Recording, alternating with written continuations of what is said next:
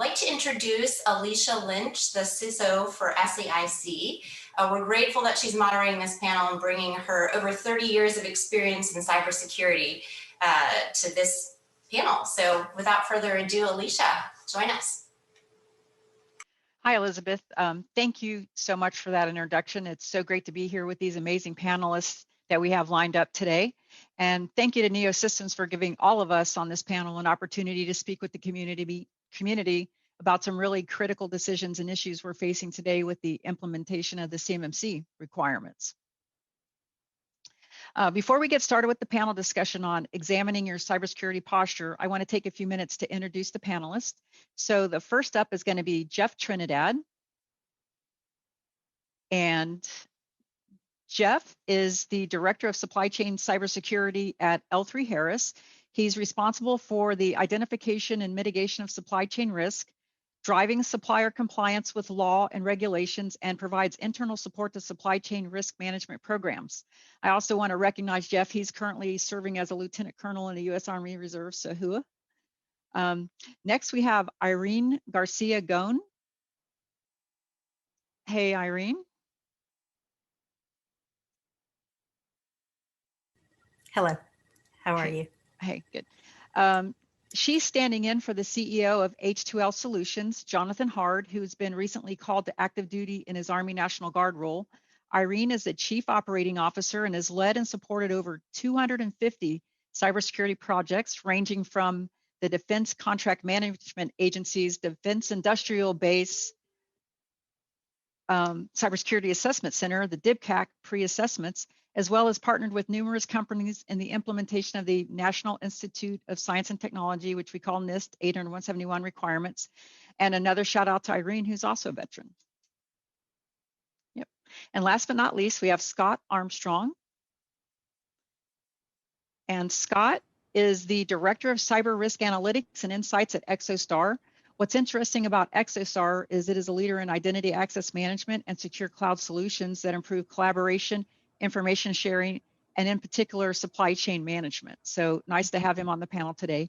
Scott has deep experience with developing solutions for vertical markets, such as public sector and federal, healthcare, aerospace and defense, and the critical infrastructure industries, with a unique expertise in executing on government industry partnerships and initiatives for market advantage. So really some great opportunity to engage with some key leaders in our community. So happy to get us all started here. On the last panel, Ed, Felicia, and Eric, which was really a good panel that I watched, they teed up the topic well for us in this continuation on the CMMC topic. So as you know, all CMMC requirements went into effect on 30 November of 2020, and they have been finalizing documentation regarding the assessment criteria and recently dropped that criteria for CMMC level 3 in December of 2020. Levels 4 and 5 are still being drafted. But today's discussion on examining your cybersecurity posture is going to focus on how you can determine what level you need to focus on and some best practices you can implement to get started on your CMMC journey. Just recently, a couple nights ago on Tuesday night, the CMMC Accreditation Board and the DoD CMMC PMO had a really long webinar. So don't know if some of you got to see that or be involved with that, but maybe some of you got to attend it. If not, hopefully we can get some of that updated information out to you all today as well. And this panel, just keep in mind, is really geared toward making sure that you all get some takeaways and that you can go back to your company and organizations, and we'll be able to enable some preparation for your CMMC activities and requirements. And so just one little bit of housekeeping, if you would please just drop your questions into the chat and I'll try to address them for each question that we're going through. And if you guys want to uptick some of the questions that you like the best, it'll move those questions to the top. So without further ado, let's go ahead and let's roll into our first question. So I'm gonna give our first question to Jeff Trinidad from L3Harris. So Jeff, what are some of the challenges with validating CMMC compliance with subcontractors? Thanks, Alicia. I think we could have a whole session just on that alone, but I'll summarize it with 3 main challenges. The great news is this is a 5-year rollout. The bad news is it's a 5-year rollout. So right now, the biggest challenge for prime contractors is really looking internally and anticipating which of their suppliers fall under the new DFARS requirements. So what I would advise is, develop a system. Don't try to, take off, break it up into annual years, not 5 years at once.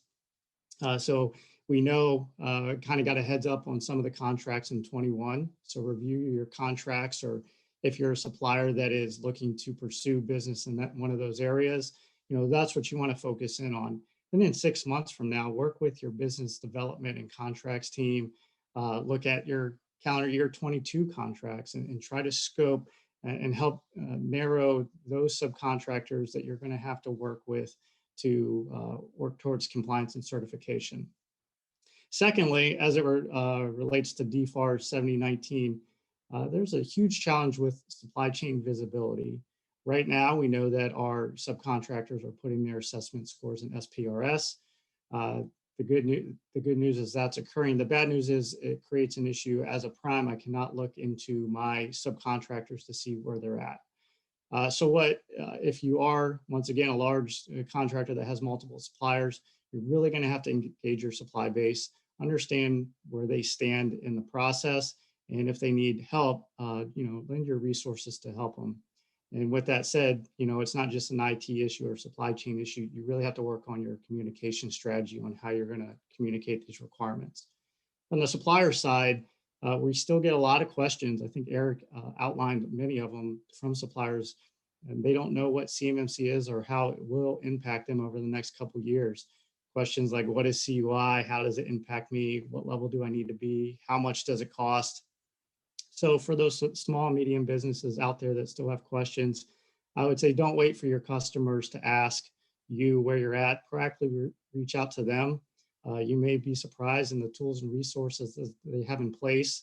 There's a lot of free resources out there for self-assessments and training. And if all else fails, as Eric mentioned, there's a lot of vendors and companies out there that are willing to assist you. Wow, Jeff, that was a very comprehensive answer. So thank you very much for that. Every single one of those were great points. So I want to go ahead and kick it over to Scott. Do you have any thoughts that you can add to that? Sure. If you look at the new DFAR rule in CMMC, it's actually added more layers of complexity and it hasn't reduced the previous burden. I know a lot of suppliers out there, they're like, do I still need to report in, my 171 compliance if I'm doing SPRS and things like that? The reality is the primes are still operating where they're getting audited for how they're managing their tier 1 suppliers for 171. And as Jeff mentioned, this is a 5-year journey where the complexities of how to manage, whether it's small business criteria, whose suppliers that you can use for which bids, it's going to be a journey. It really is. And that's where there's going to be continued education. One thing I want to add on the whole visibility issue, it gets really complex when you look at it from the end tier visibility. It's not just your tier 1 suppliers. But I heard in one of the previous sessions just before this where the flow downs can be going down throughout all the contractors until you hit a vendor that's just selling COTS into a contract. So now you've got visibility issues, not just with the tier 1 suppliers, but to those that you don't necessarily have contract privity, the ability to see who those suppliers are. And that goes for both CMMC as well as 171 requirements. So that it's a complex environment, and I think we all need to continue to work together to address those challenges and also work with the government as they look to evolve the program. Right, that's a great point, Scott. You have to make sure that you're flowing down the contractual requirements to your subs, and they have to flow it to their subs all the way down. You could get down into 3 and 4 levels down there, and it has to go all the way down, which to Jeff's point is hard to have visibility on all that, but you have responsibility for that. So, all right, Irene, so do you have any thoughts on what are some of the challenges with validating CMMC compliance with the subcontractors? Right. I think one of the most important elements is that don't be afraid to reach out to your prime to find out how they are going to be scoping what they're going to be giving you as a sub. I think there's still a lot of confusion, and there's quite a few people that I work with that are really worried that they're going to have to meet the level 3 CUI requirement, and they only have a level 1 type of position or type of a company. So that is going to definitely be key, making sure that that communication is open, and definitely don't be afraid to reach out, especially to the DIB. That is such a wonderful resource. And there are so many small companies that we go into to help them prepare for a DIB CAC audit, or, just looking over the DFARS and the NIST 800-171 just in general. And so many of them do not even have, a connection with the DIB. They don't have an account. So if there's an incident, how are they going to report it? They're going to be scrambling to do that at the very last minute. So you want to make sure that you understand the basics. And I agree with Jeff and with Scott, that NIST 800-171 is going to be your lifeline for right now. You want to make sure you've got that down solid. And I think if you do that, you're going to be well ahead of the game when those contracts start rolling out. Great, very great points, Irene. And I'm looking in the chat and I don't see any questions dropping in, or don't be shy out there. We're happy to take a moment to address any particular questions that you have about that. Let's see, looks like we have one. So Katie has stated that most contractors will only need level 1, which has 17 controls. However, 171 is seeking the compliance of 110 controls. So if contractors are only going to be looking at level 1, why ask for a POAM for the 110 for 7019 and 7020? Who might want to address that? How about you, Jeff? Yeah, so I think it kind of goes back to what is your current contractual requirement. If you're processing CUI data, and you know that you're going to be a CMMC level 3, you need to work on that SPRS assessment. If you know you're exempt and you can verify that you have no CUI data and you're probably going to fall under the 1, then I would gear your focus towards that level 1 assessment. So it really starts with determining the type of data that you're handling, anticipating what your CMMC certification will be. And once you understand that, then you can kind of project what path you want moving forward. Great. Anybody want to add anything to what Jeff just said? Okay. All right. Go ahead, Scott. One thing I was going to mention with the CMMC level 1, that's really in alignment with the current FAR clauses with your cybersecurity requirements. So if you are an entity that's doing any direct work with the federal government, you ought to have those 15 controls taken care of from a CMMC perspective, no matter what, even if you don't have CUI. Great. And also remember that the DFARS clause is still the 110 controls. So you have to look at those. Level 1, those 17 practices do roll up into those 110. So keep that in mind as well. All right. Let's roll on to, we'll try to take one more question here.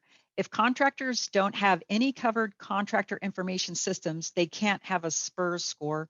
So how do they react to the prime's demands to report their SPRS scores? How about you, Scott? Well, from one perspective, I don't want to necessarily answer for the prime, but I've heard some people that are taking the position that if they don't have any of those things, they don't have an SSP, you can't even give yourself a DoD assessment score. So the score would be a 0.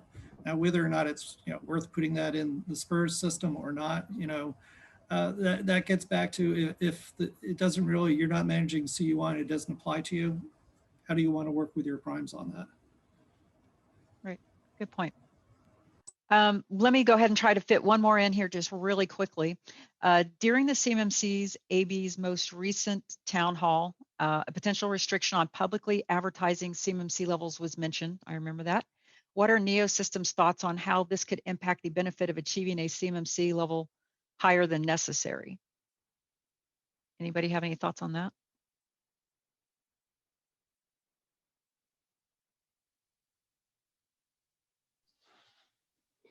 Well, I mean, public announcements, are one thing, but if you have a good communication and engagement strategy with your primes during RFPs, or you're looking for business development, I think it's okay to publicize that accreditation level.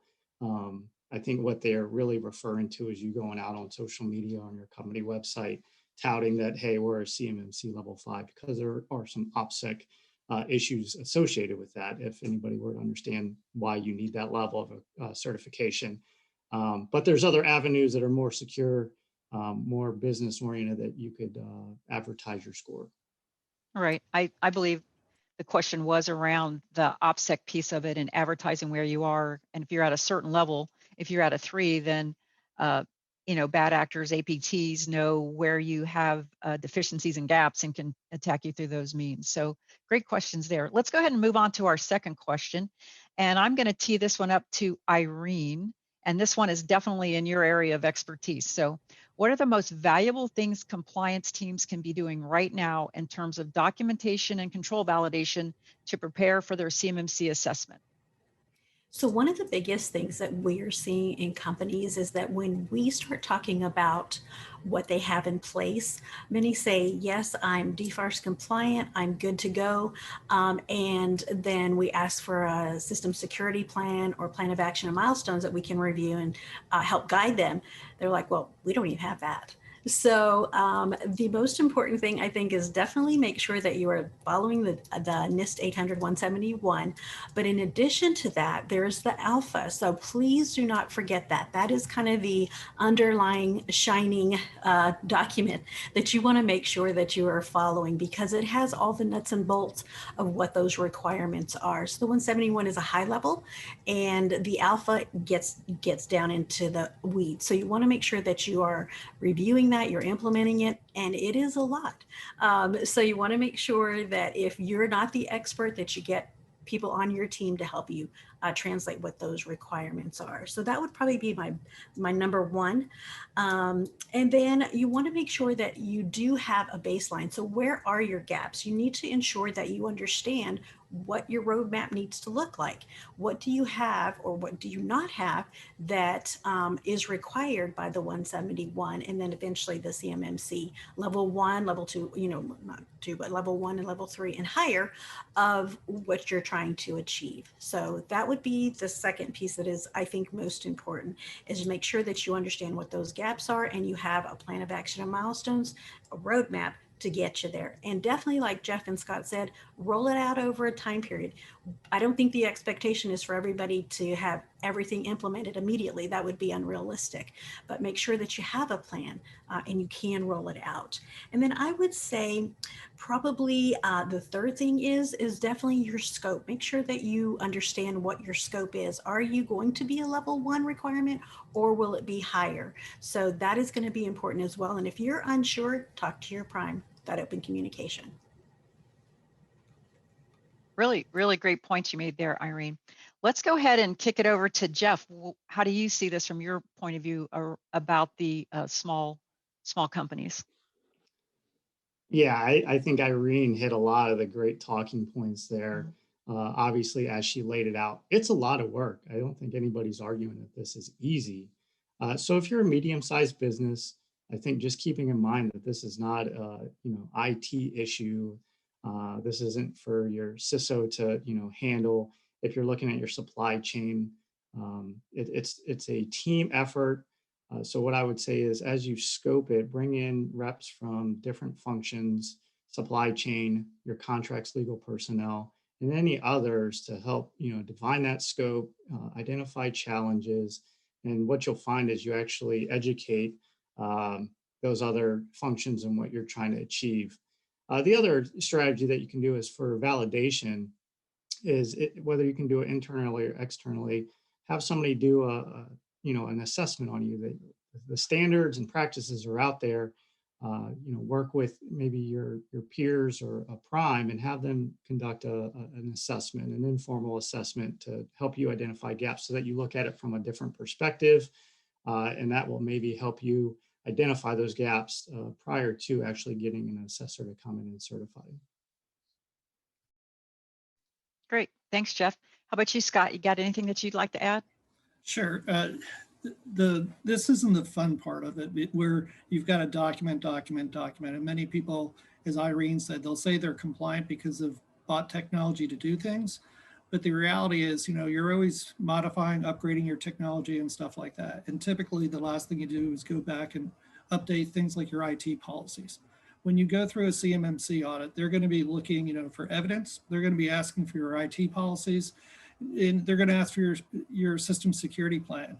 And all those things need to be maintained through a life cycle. It's not just you hire a consultant once and it's done and you walk away. The reality is you've got to maintain all those documents over time and demonstrate your maturity in doing that. This is going to be a new practice for a lot of SMBs in the defense industrial base. You know, the larger companies that already had a large staff doing it and practices around it, they have the ability to do it.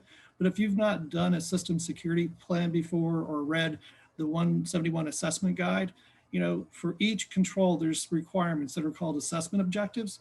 And that's what the assessors are going to be looking for on a control by control basis. They're going to be interviewing staff and they want to look at your, you know, system security plan, your IT policies, and your IT policies align with the technologies that you say you have, how you do your multi-factor authentication, all those things. If not, it's going to be red flags. And then they're going to go down the path of testing controls, which is going to elongate and make it more likely a more expensive endeavor to go through a certification process. And really doing the documentation, and if you can manage it through the life cycle, that just helps ensure that you're actually maintaining it as well. It's almost a check and balance on yourself versus putting the documents on a shelf and never looking at them again. Super great points you made there, Scott. And having just finished a DIBCAC assessment with DCMA, they are definitely heavy on the shoulder, looking over your shoulder for all the documentation artifacts and technical support that you need to provide during that as well. So, all right, there is a question here, and it says O365 is non-compliant. However, is an encrypted Cui email over O365 compliant? Anybody want to jump off mic and answer that? All right, that's kind of a difficult technical question, but you know, as a CISO, I would say that would be a negative, and it's because that there are environments that you could actually get your Cui requirements in. So you know, Microsoft Azure, GCC High, you know, FedRAMP Moderate. Things, well, actually not the FedRAMP, FedRAMP High. So I think that you should look for solutions like that. I don't know if anybody wants to add anything to that. I would definitely go down that same path, Alicia, looking at the validated environments, because it's not just one control like it's encrypted. There's a lot of other controls and things and audit logs that you need to be able to have covered underneath the solution. So that question just by itself, without, you know, a dozen more questions, is difficult to answer. But unless you're going to be implementing and managing all those additional controls, I'd be looking at the cloud provider, service provider that's actually doing a lot of that on your behalf. I agree. Good, great response. All right, so I'm going to roll into, it's about time to roll into our third question. And since you're up on the screen, Scott, let's go ahead and let's start with you. So what are some successful control implementations or processes that you've put in place or observed being put in place to reduce supply chain risk and prepare for CMMC? All right, there's a couple of thoughts that I've got here. First is on the subject of CUI. And, you know, Jeff has mentioned earlier, there's a lot of people that are still asking, what is CUI? Do I have CUI? And things of that nature. So what I've been recommending to folks is that if you're going through level 3 or higher, you should be considering scoping the system down to be as constrained as possible, potentially, to make it cost effective. This is typically called an enclave.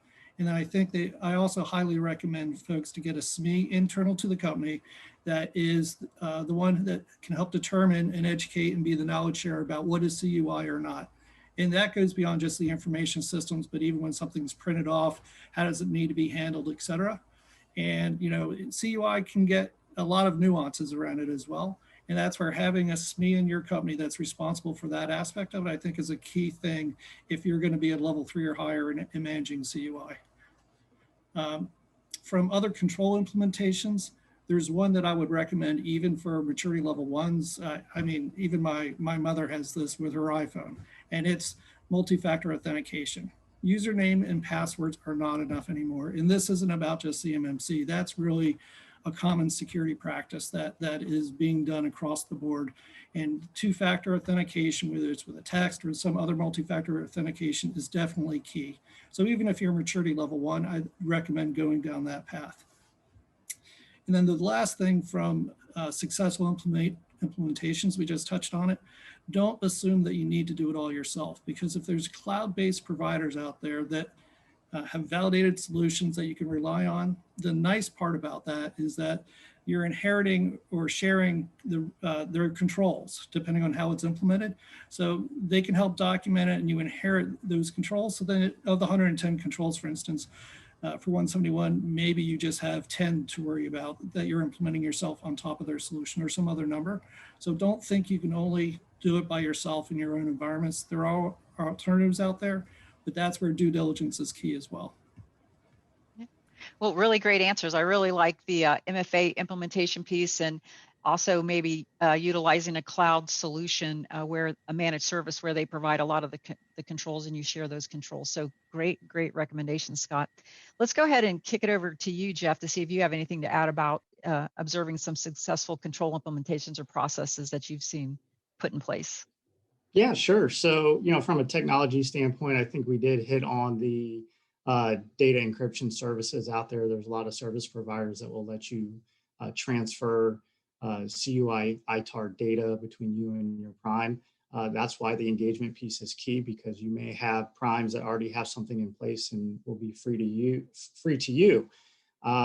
With that, if you're a company that has multiple suppliers, to reduce risk. When I look at risk, aside from the cybersecurity piece, the contractual piece of it. So, we know contracts are going to be coming out, and one, risk area that we want to manage is non-compliance. So proactively reaching out, getting your suppliers to just acknowledge that they've submitted their score in SPRS. It's not a fail-proof system, but it does provide some sense of visibility. And it allows you and your team to sit there and understand out of all your suppliers who's ready, and it reduces that risk of non-compliance.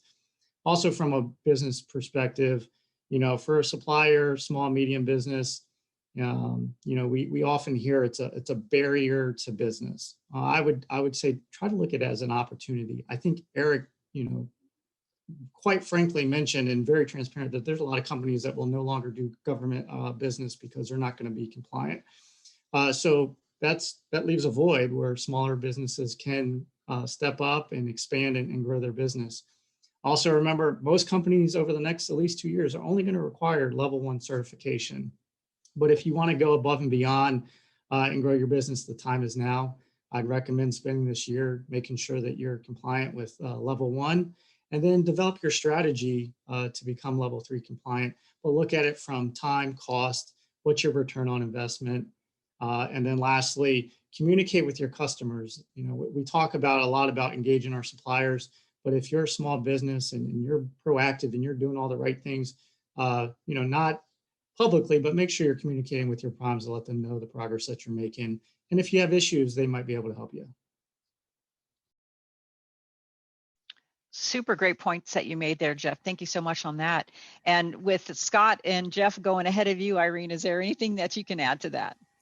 Well, from what we're seeing with our customers, one of the biggest challenges that they have is the scoping. And so when Scott mentioned about, making sure that you're scoped right, we are seeing companies that are finding that they are unscoping because their CUI is everywhere. And so it is a challenge for them to make sure that they do scope that correctly. And that's probably the number one thing that you need to do right from the beginning. If you're not sure to do that, how to do that, definitely get with your primes, and then talk with your, the supply chain. So that would be one of the biggest things, is make sure that once you scope it and you are able to put your CUI into a segmented element, then that's the way to go. Definitely the smaller footprint that you can have your CUI in, I think is going to be a real winner for your organization just as a whole and going forward. And we are also seeing some companies that are working towards their level 1 right now. And Jeff, you have a great point that they are working and looking to the out years. They may only have 1 or 2 government contracts right now, but they are hoping to get a level 3, 4, 5 years out. So they're planning for that now. So those are some things that I would recommend as well. Really, really great discussion on that last question there. So I think you all hit all the key points on that. I want to go ahead. We've got a couple minutes. There are a couple questions rolling in but I want to go ahead and go to a lightning round question.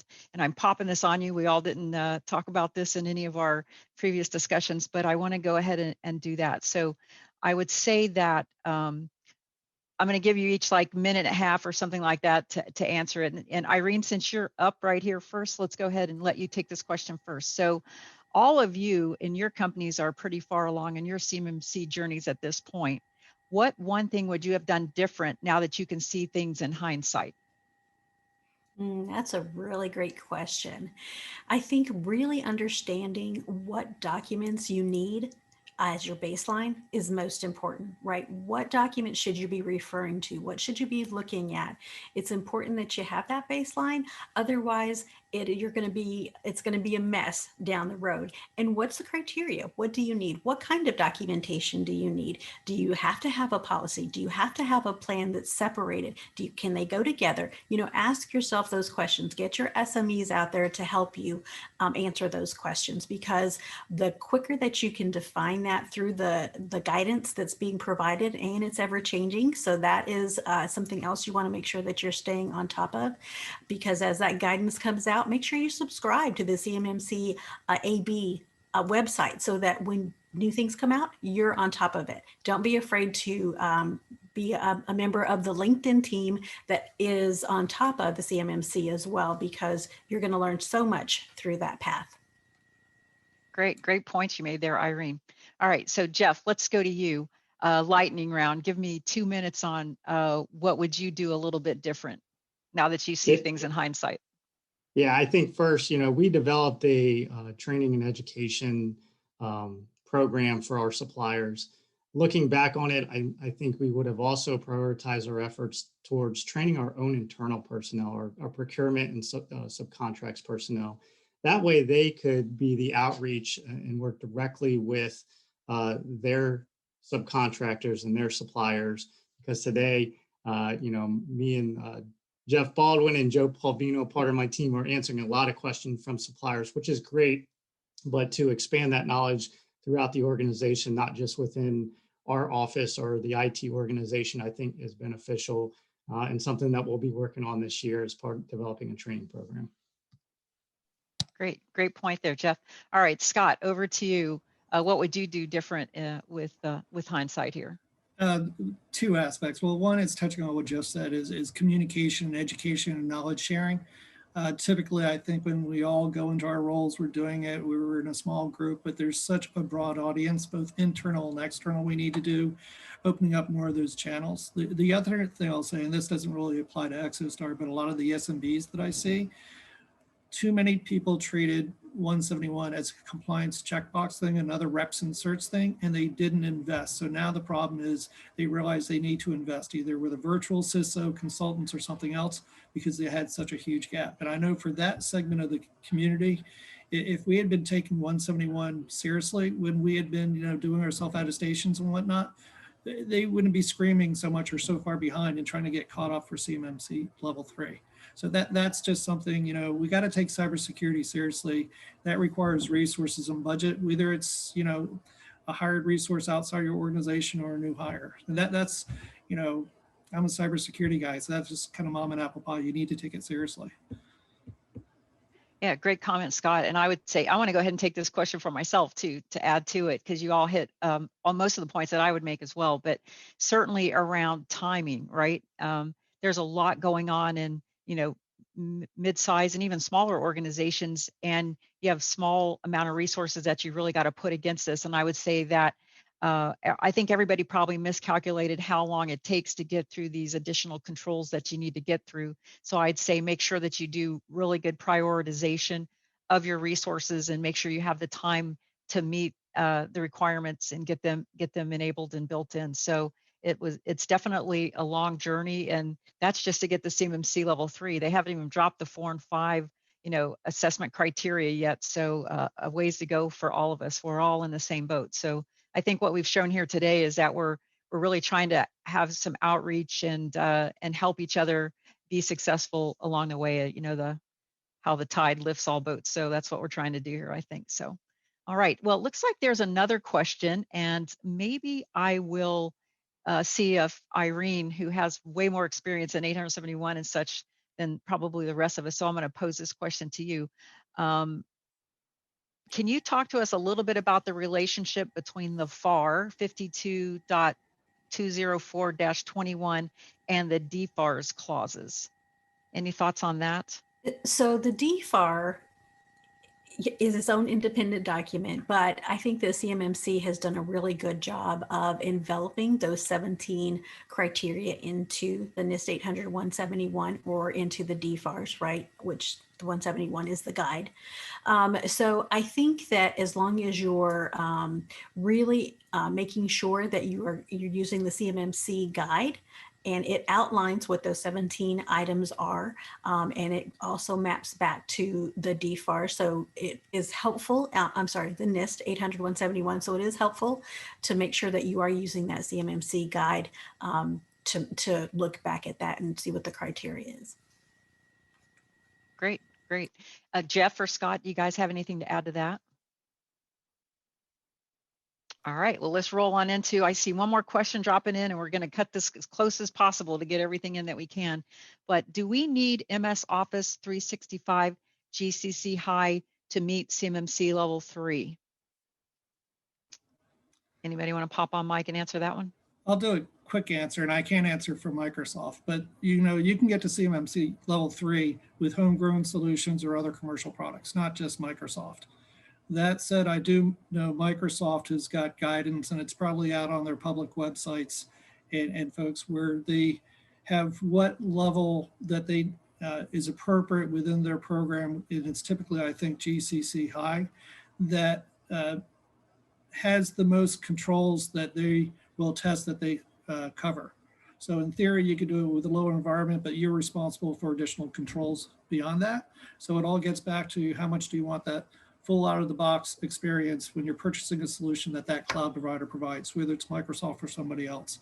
And that's where the devil's in the details, and you really need to talk to that cloud provider, whether it's Microsoft or somebody else, and really understand what they say they'll be legally responsible for or accountable for with how their solution is portrayed.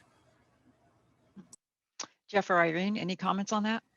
So we are actually working with several customers that are working to get their GCC High. And I will caution that it isn't really an out-of-the-box tool. There is a lot of groundwork that the entity or the company has to be prepared to either invest in or do themselves. So before you jump in, if you haven't already, and you're finding out, there is a lot of that legwork that has to be done, and the continuous monitoring, et cetera. It's either you pay for it, right, from your provider, or you do it internally. So just look at those avenues as well.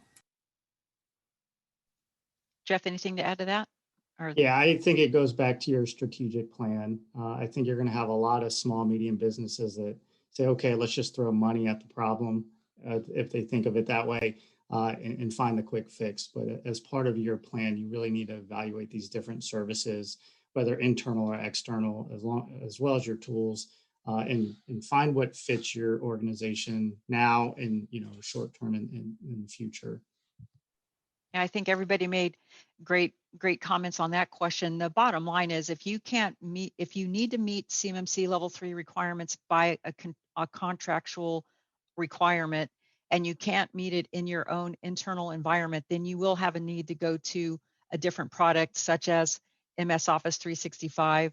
The GCC High does meet the CMMC level 3 requirements, but to Irene's point, it's not out of the box. You have to have it. You have to have really smart people who've worked in that environment that'll be able to configure those controls for you, enable those controls to get you to the CMMC level 3. So it's not right out of the box, but it is probably one of the most expedient ways to get it done if you can't do it yourself on-prem there. So, all right, giving you a chance, last call for one more.